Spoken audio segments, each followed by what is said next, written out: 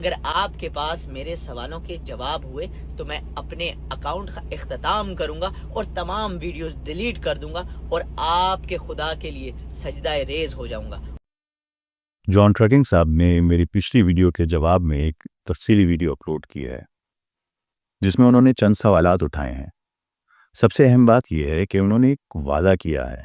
انہوں نے کہا کہ اگر ان سوالات کے تسلی بخش جوابات مل جائیں تو میں اپنا اکاؤنٹ اور تمام ویڈیوز ڈیلیٹ کر دوں گا اور اللہ تعالیٰ کے سامنے سجدہ ریز ہو جاؤں گا۔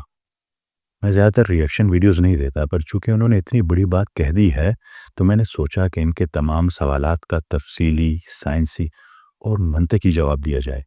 ان کی ویڈیو چونکہ لمبی ہے، اس لیے پہلے میں آپ سے ان کے اعتراضات کی کچھ جھلکیاں شیئر کرتا ہوں، وہ دیکھیے۔ یہ کوئی ڈاکٹر صاحب ہیں، یہ میرے بارے میں کچھ کہتے ہیں، چلیں دیکھتے ہیں اس ویڈیو میں یہ کیا کہتے ہیں۔ بڑے کمال کے شخص لگ رہے ہیں۔ بارے میں ویڈیو بنائی اور میں حیران ہوں، میں ایک معمولی سا ٹرک ڈرائیور اور مجھے جواب دینے کے لیے نہ کوئی مولوی ملا، نہ مفتی، نہ قاری، نہ حنبلی، نہ بڑے بڑے مدرسوں کے بڑے بڑے اور بڑی بڑی گردنوں والے کوئی مولوی ملے، تو کوئی ڈاکٹر صاحب کہ اب ڈاکٹر آ کے خدا کو بچانے لگے ہیں۔ پھر اس نے اپنے آسمانی کتاب میں اتنی غلطیاں کیسے کر دی؟ کیسے اس نے کہا کہ زمین کو ہم نے 4 دن میں بنایا، پھر کہیں کہتا ہے 6 دن میں بنایا، اور کہیں کہتا ہے ہم نے 2 دن میں بنایا۔ کہتے ہیں جو کاپی پیسٹ نہیں، اس میں آپ کا کلمہ موجود نہیں، اس میں آپ کی کتنی نمازیں ہیں یہ تک موجود نہیں۔ عام مسلمان نے تو کبھی ترجمہ ہی نہیں پڑھا، اسے یہ بھی اندازہ نہیں کہ جو 5 اذانیں آپ دیتے ہیں نماز میں کہیں پوری اذان بھی موجود نہیں۔ جناب ڈاکٹر صاحب خود کو جھنجھوڑیے اور جانیے اس کتاب میں آپ کا رب بد دعائیں بھی دیتا ہے۔ شاید آپ بھول گئے، تبت یدا ابی لہب وتب۔ آپ اس کا ترجمہ خود پڑھیں گے یا میں آپ کو آ کے بتاؤں؟ اور پھر میں پوچھتا ہوں کہ کیا کوئی خدا گالی بھی دے سکتا ہے؟ کوئی خدا یہ بھی کہہ سکتا ہے کہ کتے ہیں وہ لوگ جو اس کلام کو نہیں مانتے؟ اگر آپ کے پاس میرے سوالوں کے جواب ہوئے تو میں اپنے اکاؤنٹ کا اختتام کروں گا اور تمام ویڈیوز ڈیلیٹ کر دوں گا اور آپ کے خدا کے لیے سجدہ ریز ہو جاؤں گا۔ تو یعنی جان صاحب کے بنیادی اعتراضات یہ تھے۔ سب سے پہلا یہ کہ آپ کے علماء کرام نے میرا جواب کیوں نہیں دیا، ایک ڈاکٹر یعنی میں خدا کا دفاع کرنے کیوں آ گیا، نعوذ باللہ۔ دوسرا یہ کہ قرآن کریم میں تخلیق کائنات کے حوالے سے تضاد ہے، کہیں زمین کو 2 دن میں، کہیں 4 دن میں اور کہیں 6 دن میں بنانے کا ذکر ہے۔ تیسرا انہوں نے کہا کہ قرآن کریم ایک نامکمل کتاب ہے کیونکہ اس میں نماز کا طریقہ، کلمہ طیبہ اور اذان کا ذکر نہیں ہے۔ اور چوتھا انہوں نے کہا کہ آپ کا خدا بد دعائیں دیتا ہے جیسے ابو لہب کو۔ اور آخر میں انہوں نے کہا کہ باقی کتابیں انسان کو سوچنے، سوال کرنے اور خدا کو تلاش کرنے کا کہتی ہیں۔ پہلے سوال پہ آتے ہیں۔ جون صاحب، آپ نے اپنی ویڈیو میں کہا کہ بڑے بڑے علماء کرام آپ کو جواب کیوں نہیں دیتے؟ اس کی سیدھی سی وجہ یہ ہے کہ آپ کے سوالات انتہائی سطحی اور بنیادی نوعیت کے ہیں۔ ان کا جواب دینے کے لیے کسی بڑے مفتی یا عالم کی کوئی ضرورت نہیں، بلکہ مجھ جیسا ایک ادنا طالب علم ان سوالوں کے جوابات کے لیے کافی ہے۔ دوسری بات آپ نے بڑی عجیب کہی کہ ایک ڈاکٹر خدا کا دفاع کرنے اور خدا کو بچانے آ گیا ہے، استغفر اللہ۔ اگر آپ حقیقت جانتے تو آپ کو معلوم ہوتا کہ میں خدا کو نہیں بلکہ اصل میں آپ کو اور خود کو بچانے آیا ہوں۔ جس اللہ پر آپ رات دن اعتراض کرتے ہیں وہ اتنا رحمان اور رحیم ہے کہ اس نے ہم پر یعنی اپنے ماننے والوں پر یہ ذمہ داری ڈالی ہے کہ ہم بھٹکے ہوئے لوگوں کو پیار، دلیل اور نصیحت کے ساتھ واپس حق کی طرف بلائیں۔ جون صاحب، ذرا دل پر ہاتھ رکھ کر سوچئے، بھلا اس خالق کائنات کو میرے دفاع کی کیا ضرورت ہے، جو کہکشاؤں کو، جو یونیورسز کو لمحوں میں بناتا اور مٹاتا ہے۔ میں خدا کو بچانے نہیں آیا، میں تو آپ کو بچانے آیا ہوں۔ اور سچ کہوں، میں خود اپنی آخرت بچانے آیا ہوں۔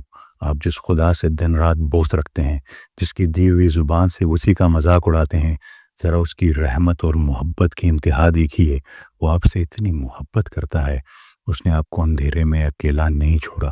اس نے اپنے ماننے والوں پر یہ فرض کر دیا ہے کہ وہ آپ کا ہاتھ پکڑیں اور آپ کو پیار، دلیل اور نصیحت سے واپس حق کی طرف بلائیں۔ کنتم خیر امت اخرجت للناس۔ ذرا اس ستم ظریفی پر غور کریں۔ جس رقص سے آپ بغاوت کر رہے ہیں، اسی رب نے مجھ پر یہ ذمہ داری ڈالی ہے کہ میں آپ تک اس کا محبت برا پیغام پہنچاؤں۔ میری اپنی نجات اس بات سے جڑی ہے کہ میں آپ کو اندھیروں سے نکالنے کی کوشش ضرور کروں۔ وہ بار بار ہم جیسے بندوں کو آپ کے راستے میں بیچتا رہے گا، جو آپ کو جھنجھوڑتے رہیں گے، جو آپ کو اس کے رحم کی، محبت کی یاد دلاتے رہیں گے۔ تاریخ گواہ ہے کہ جب معصوم بچوں کے قاتل اور خدائی کا دعویٰ کرنے والے فرعون کے پاس اللہ تعالیٰ نے حضرت موسیٰ علیہ السلام کو بھیجا تو کیا حکم دیا؟ فرمایا، اے موسیٰ، اس سے نرمی سے بات کرنا، شاید اس کے دل میں بات اتر جائے۔ یہ ہے میرا رب، رحمان اور رحیم، جو اپنے سب سے بڑے باغی کے لیے بھی ہدایت کا دروازہ کھلا رکھتا ہے۔ تو بتائیے، میں اپنے رب کا دفاع کر رہا ہوں یا آپ کا اور اپنا؟ اور ہاں جان صاحب، آپ نے خود کو ایک معمولی ٹرک ڈرائیور کہہ کر پیش کیا۔ یاد رکھیے، رزق حلال کمانے کے لیے ٹرک کا سٹیئرنگ پکڑنا آپ کو ہرگز معمولی نہیں بناتا۔ یہ ایک قابل فخر محنت ہے۔ ہمارے تو انبیاء کرام نے بکریاں چرائی ہیں۔ انسان کو اس کا پیشہ معمولی نہیں بناتا۔ انسان کو حقیر اور معمولی اس کی انا، اس کا ایگو بناتی ہے۔ انسان تب پستی میں گرتا ہے جب سچائی اس کے سامنے آ جائے اور وہ محض اپنی ضد اور تعصب میں، بائسنس میں آنکھیں بند کر لے۔ پچھلی گفتگو میں جب میں نے حقائق آپ کے سامنے رکھے، آپ کے سوالات کے جواب دیے، تو ایک سچے متلاشی کی طرح آپ کو شکر گزار ہونا چاہیے تھا کہ حق واضح ہوا، لیکن آپ نے اپنی انا کی تسکین کے لیے سوالوں کا ایک نیا جال بن دیا۔ میں ان سوالات کا جواب صرف اس لیے دے رہا ہوں کیونکہ آپ نے کیمرے کے سامنے وعدہ کیا ہے کہ جواب مل گیا تو میں سب ویڈیوز ڈیلیٹ کر کے سجدے میں گر جاؤں گا۔ ورنہ یاد رکھیں، جس دل پر تعصب کے تالے پڑ چکے ہوں اسے کائنات کی کوئی بھی دلیل قائل نہیں کر سکتی۔ تو آئیے اب دیکھتے ہیں کہ آپ کے نئے اعتراضات میں کتنا وزن ہے۔ آپ نے اعتراض کیا ہے کہ قرآن کریم کبھی کہتا ہے 6 دن، کبھی کہتا ہے 2 دن، کبھی کہتا ہے 4 دن۔ آپ کے خیال میں یہ تضاد ہے؟ جناب، آپ نے اعتراض اٹھا کر ثابت کر دیا کہ آپ نے نہ صرف قرآن مجید کے اسلوب سے ناواقف ہیں بلکہ جدید کاسمولوجی اور سائنس کی ابجد سے بھی بالکل بے خبر ہیں۔ آپ کا دعویٰ ہے کہ قرآن میں تخلیق کے دنوں کی گنتی نے 2، 4، 6 میں تضاد ہے۔ آئیے جذبات اور تعصب کو ایک طرف رکھ کر خالص سائنس اور قرآن کی روشنی میں اس کا جائزہ لیتے ہیں۔ قرآن مجید پوری کائنات کی تخلیق کے لیے 6 ایام یعنی 6 ادوار، 6 فیزز کا ذکر کرتا ہے۔ کائنات کے اربوں سال کے سفر کو قرآن کریم نے 24 گھنٹوں کے دنوں میں نہیں بلکہ مراحل میں، سٹیجز میں بیان کیا ہے۔ اور سب سے حیران کن بات یہ ہے کہ آج بلینز آف ڈالرز اور سینچریز آف ریسرچ کے بعد دنیا کی سب سے بڑی سائنسی اتھارٹی ناسا بھی بالکل اسی نتیجے پر پہنچی ہے کہ کائنات 6 بنیادی مراحل سے گزر کر بنی ہے۔ یہ ان کی ویب سائٹ پہ ہے، جس میں سب سے پہلا سٹیج ہے انفلیشن، کاسمک انفلیشن، 1 سیکنڈ کے حصے میں کائنات کا پھیلاؤ بہت تیزی سے۔ دوسرا ہے بگ بینگ یا نیوکلیو سینتھسس، یہ بنیادی ذرات جیسے ہائیڈروجن، ہیلیم کا بننا۔ تیسرا ہے ریکمبینیشنز، ایٹمز کا جڑنا اور روشنی کا آزاد ہونا۔ اور فورتھ ہے دا ڈارک ایجز، یعنی کشش ثقل کے زیر اثر گیسوں کا اکٹھا ہونا۔ پانچواں ہے دا فرسٹ سٹارز، پہلے ستاروں کا جلنا۔ اور لاسٹ ہے ری آئونائزیشن، کہکشاؤں، نظام شمسی اور زمین کی تشکیل۔ آپ نے سورہ فصلت کی آیت نمبر 9 اور 10 کو بنیاد بنا کر کہا کہ قرآن حساب میں غلطی کر رہا ہے۔ حقیقت میں غلطی قرآن کی نہیں، آپ کی سمجھ کی ہے۔ قرآن کریم فرماتا ہے کہ زمین کو 2 دن میں یعنی 2 سٹیجز میں بنایا گیا، 2 ایام میں بنایا گیا۔ سورہ فصلت کی آیت نمبر 9۔ جدید فلکیات ایسٹروفزکس کے مطابق ہماری زمین اور نظام شمسی کائنات کے آغاز میں نہیں بنے تھے بلکہ یہ قدیم ستارے کے سپر نووا کے پھٹنے کے بعد بنی۔ اس کے غبار یعنی سولر نیبولا کو کشش ثقل نے دبا کر ہمارے نظام شمسی اور زمین بنائی۔ یہ سب کچھ ناسا کے بتائے ہوئے آخری 2 مراحل یعنی سٹیج 5 اور سٹیج 6 میں ہوا۔ اور قرآن کریم نے بالکل درست فرمایا کہ زمین 2 سٹیجز میں بنی، سٹیج 5 اور سٹیج 6 میں۔ اب آتے ہیں سورہ فصلت کی آیت نمبر 10 میں، جہاں اللہ تعالیٰ فرماتے ہیں کہ اس نے زمین کے لیے رواسیہ یعنی اینکرز، گریوٹی اور برکات، پرورش کے اسباب یعنی انگریڈینٹس رکھے۔ اور اس پورے عمل کی تیاری میں 4 ابتدائی مراحل لگے، یعنی سٹارٹ کے 4 سٹیجز۔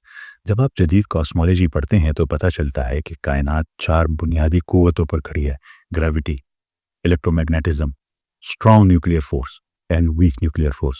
بگ بینگ کے فوراً بعد جو سب سے پہلی فورس قائم ہوئی وہ تھی گریوٹی، رواسیہ۔ عربی لفظ رواسیہ کا مادہ کسی چیز کو باندھ کر رکھنے، لنگر ڈالنے اور توازن قائم کرنے کے لیے استعمال ہوتا ہے، اور کائنات میں یہ کام گریوٹی کرتی ہے۔ اگر گریوٹی ذرا سی بھی کم یا زیادہ ہوتی تو کائنات فوراً تباہ ہو جاتی۔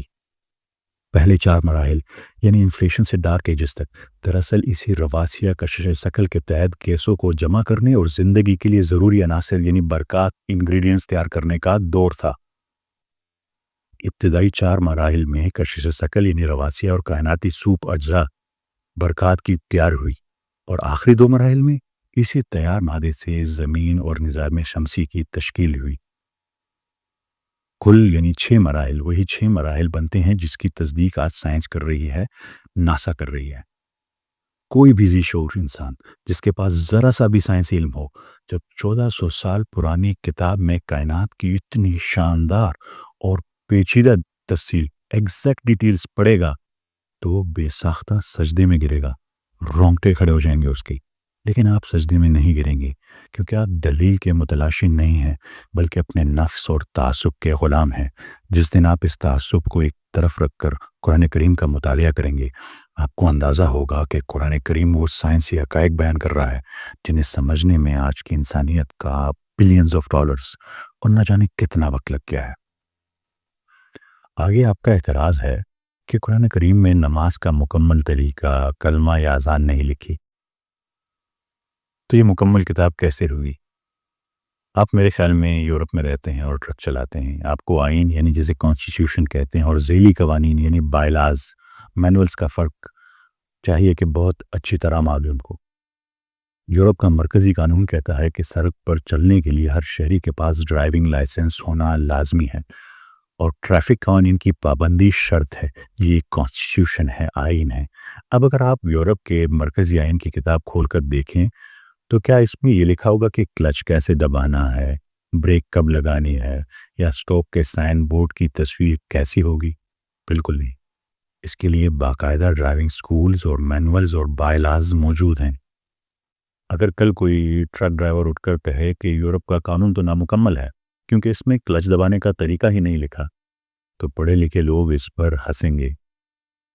بالکل اسی طرح قرآن مجید ایک مکمل آئین ہے، کانسٹیٹیوشن ہے، جس نے حکم دیا ہے نماز قائم کرو، اور حضرت محمد صلی اللہ علیہ وآلہ وسلم کی سنت اس کا مینول ہے، بائلاز ہے اور پریکٹیکل مظاہرہ ہے۔ اگر قرآن کریم میں ہر رکعت اور سجدے کا طریقہ لکھ دیا جاتا تو حضرت محمد صلی اللہ علیہ وآلہ وسلم کو بھیجنے کا مقصد ہی کیا رہ جاتا؟ قرآن کریم نے خود فرمایا کہ ہم نے یہ ذکر اسی لیے اتارا ہے کہ آپ یعنی حضرت محمد صلی اللہ علیہ وآلہ وسلم لوگوں کو کھول کھول کر بیان کریں۔ سورہ نحل کی آیت نمبر 44۔ اور کلمہ قرآن میں نہیں ہے، یہ آپ کی کم علمی ہے۔ لا الہ الا اللہ سورہ محمد کی آیت نمبر 29 میں موجود ہے۔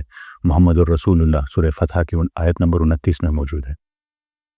جان صاحب، اذان کوئی قرآن صورت یا آیت نہیں ہے، یہ خالصتاً ایک اعلان ہے، اناؤنسمنٹ ہے، ایک کال ٹو پریئر ہے، نماز کے لیے بلاوا ہے، جس سے دنیا بھر میں لوگوں کو اکٹھا کرنے کے لیے اناؤنسمنٹ ہوتی ہے۔ یہ مسلمانوں کا مسجد کی طرف بلانے کا طریقہ ہے۔ صرف کسی کلام کا عربی میں ہونے کی وجہ سے اس کا قرآن کا حصہ ہونا ہرگز ضروری نہیں ہے۔ جان صاحب،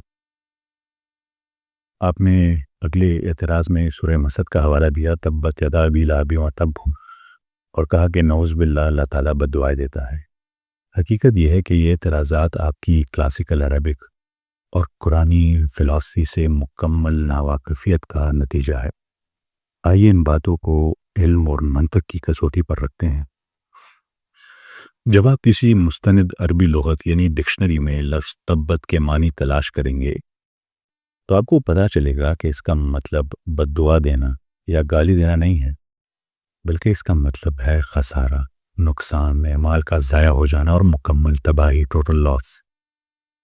یہ کوئی جذباتی بد دعا نہیں ہے، بلکہ اعمال اور ان کے نتائج ہیں، کاز اینڈ ایفیکٹ ہے۔ یہ ایک اٹل قانون ہے۔ قرآن مجید نے یہ حقیقت بار بار واضح کی ہے کہ جو شخص بھی اس دنیا کی عارضی محبت میں گم ہو کر دنیا کے حقیر فائدوں کے لیے اپنی آخرت کو بیچ دے گا، اس کا حتمی نتیجہ تباہی اور خسارہ ہوگا۔ یہ قانون صرف ابو لہب کے لیے نہیں ہے، یہ آپ کے لیے بھی ہے، یہ میرے لیے بھی ہے، اور یہ قیامت تک آنے والے ہر انسان کے لیے ہے۔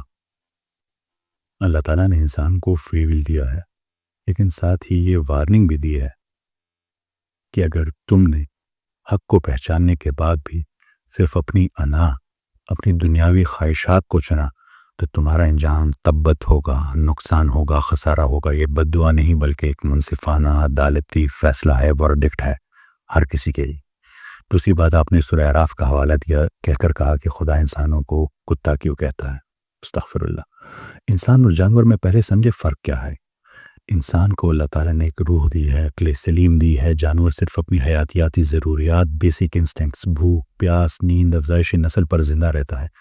جب انسان اپنی روح اور اعلیٰ مقصد ہائی پرپس کو نظر انداز کر دیتا ہے اور صرف جسمانی ضروریات اور دنیاوی لالچ کے پیچھے بھاگتا ہے تو وہ اپنا انسانی درجہ کھو کر جانور یعنی اینیملسٹک اسٹیٹ کی طرح کی سطح پر گر جاتا ہے۔ یہ تشبیہ کتے کی توہین نہیں کر رہی۔ کتا تو وہی کر رہا ہے جس پر خدا نے اسے پروگرام کیا ہے۔ یہ انسان کو جھنجھوڑ رہی ہے کہ تم تو اشرف المخلوقات تھے، تم نے خدا کی دی ہوئی روح کو، عقل سلیم کو مار کر خود کو جبلت یعنی انسٹنکٹ کا غلام بنایا ہے۔ قرآن کریم یہاں انسانوں کی نفسیاتی اور روحانی موت کا نقشہ کھینچ رہا ہے، جو اپنے حقیر نفسانی خواہشات کے غلام بن جاتے ہیں۔ ذرا غور کیجئے جون صاحب، جب انسان اپنے اندر موجود اللہ کی دی ہوئی روح اور اعلیٰ مقصد کو، عقل سلیم کو بھلا دیتا ہے، جب وہ صرف اپنے نفس کی اندھی غلامی شروع کر دیتا ہے، اور جب اس کی زندگی کا مقصد صرف دنیاوی لذتیں اور خواہشات رہ جاتی ہیں، تو وہ اپنی سب سے بہترین اور اعلیٰ ترین حالت احسن تقویم سے گر کر پستی کی سب سے نچلی سطح اسفل سافلی میں جا گرتا ہے۔ اس مقام پر اس کی مثال جانوروں جیسی، اس کتے جیسی ہو جاتی ہے جو روح کے بغیر صرف اپنی بھوک اور جبلت یعنی انسٹنکٹس کے تحت کام کرتے ہیں۔ قرآن کریم انسان کو جھنجھوڑ رہا ہے کہ انسان تو اشرف المخلوقات تھا، تو نے اپنے روح کی آواز کو مار کر خود کو جبلتوں کا، انسٹنکٹس کا، خواہشات کا غلام کیوں بنا لیا۔ یہ انسان کو اصل میں اور اس کے مقام کی یاد دہانی کرانا ہے۔ آگے آپ نے کہا کہ آپ کا خدا کتابوں میں نہیں سماتا۔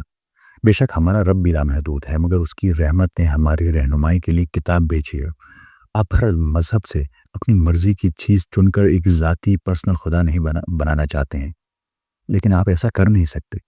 جو آپ سے کسی چیز کا تقاضا نہ کرے آپ یہ چاہتے ہیں، مگر حقائق آپ کی مرضی کے تابع نہیں ہوتے۔ اگر واقعی سچ کی تلاش ہے تو انا کے خول سے باہر نکلے اور کلام الہی کا درست سیاق و سباق کے ساتھ مطالعہ کریں۔ جون صاحب، آپ کی ایک بات سے میں متفق ہوں، اور وہ یہ ہے کہ اپنی کتاب کو پڑھو، اسے سمجھو، اس پر ریسرچ کرو، سوال کرو، لیکن شاید آپ یہ نہیں جانتے کہ قرآن کریم نے دنیا کی کسی بھی دوسری کتاب سے زیادہ جس چیز پر زور دیا ہے وہ ہے غور و فکر، انٹلیکٹ اینڈ ریفلیکشن۔ قرآن کریم صرف خود پر نہیں بلکہ اس پوری کائنات کو اور انسان کو اپنی وجود پر ریسرچ کرنے کی دعوت دیتا ہے۔ ذرا دیکھیں میرا رب کیا فرماتا ہے کہ بدترین مخلوق کون ہے۔ قرآن کریم نے اندھے، بہرے اور گونگے ان لوگوں کو نہیں کہا جن کی آنکھیں یا کان خراب ہیں، بلکہ اللہ کے نزدیک بدترین جانور وہ ہیں جو عقل سے کام نہیں لیتے۔ سورہ انفال کی آیت نمبر 22۔ اور آگے جب جہنمیوں کو دوزخ میں ڈالا جائے گا تو وہ اپنا کیا گناہ بتائیں گے؟ وہ کہیں گے کہ اگر ہم سنتے اور عقل سے کام لیتے تو آج ہم دوزخ والوں میں نہ ہوتے۔ سورہ ملک کی آیت نمبر 10۔ اللہ تعالیٰ فرماتے ہیں کہ جسے حکمت یعنی وزڈم دی گئی اسے خیر کثیر یعنی بہت بڑی بلائی عطا کی گئی۔ اور قرآن کریم صاف کہتا ہے کہ کیا علم والے اور بغیر علم والے برابر ہو سکتے ہیں؟ سورہ زم کی آیت نمبر 9 میں۔ جون صاحب، اسلام تو آپ کو سوال پوچھنے اور ریسرچ کرنے پر مجبور کرتا ہے، مگر تعصب کے ساتھ نہیں، بائسنس کے ساتھ نہیں۔ آپ کا اصل مسئلہ یہ ہے کہ آپ چیزوں کی حقیقت کو نہیں سمجھنا چاہتے۔ آپ ہر چیز کو تعصب کی عینک سے دیکھتے ہیں۔ آپ سچ کی تلاش کے لیے نہیں بلکہ کیڑے نکالنے کے لیے پڑھتے ہیں۔ اگر آپ اس تعصب کی عینک کو اتار کر کھلے اور سچے دل سے اس کتاب کو سمجھیں گے تو آپ کو اس سے زیادہ خوبصورت اور مکمل دین پوری دنیا میں نہیں ملے گا۔ جون صاحب، اس ویڈیو میں آپ کے تمام سوالات کے جوابات سائنس اور منطق کی روشنی میں دیے جا چکے ہیں۔ اب جب کہ حق واضح ہو چکا ہے تو مجھے امید ہے کہ آپ اپنے وعدے پر قائم رہیں گے۔ آپ اپنا اکاؤنٹ اور ویڈیوز ڈیلیٹ کر دیں گے اور اسے ایک سچے رب کے سامنے سجدہ ریز ہوں گے جس کی تلاش کا آپ دعویٰ کرتے ہیں۔ اور اگر آپ واقعی اس تعصب سے نکل آئے اور اپنا وعدہ پورا کیا تو ایک وعدہ میرا بھی آپ سے ہے، میں نہ صرف آپ کے ساتھ 1-to-1 لائف سیشن کروں گا بلکہ ایک چھوٹی بات ہے، میں اپنا پرسنل فون نمبر آپ کے ساتھ شیئر کروں گا، آپ کے ساتھ پرسنلی بات کروں گا، بلکہ آپ جس ملک میں ہیں اگر میرا کبھی وہاں چکر لگا تو میں خاص طور پر آپ سے ملنے آؤں گا، آپ کو گلے لگاؤں گا، ایک ساتھ کھانا کھائیں گے، اور آپ کے ذہن میں اگر کچھ مزید اشکالات ہیں تو میں سامنے بیٹھ کر اس کا جواب دوں گا انشاءاللہ، اور اسے مل کر دور کریں گے۔ میرا آپ سے کوئی ذاتی اختلاف نہیں ہے، اور نہ ہی میرے دل میں آپ کے لیے کوئی نفرت ہے۔ قرآن کریم ہمیں محبت اور حکمت سکھاتا ہے۔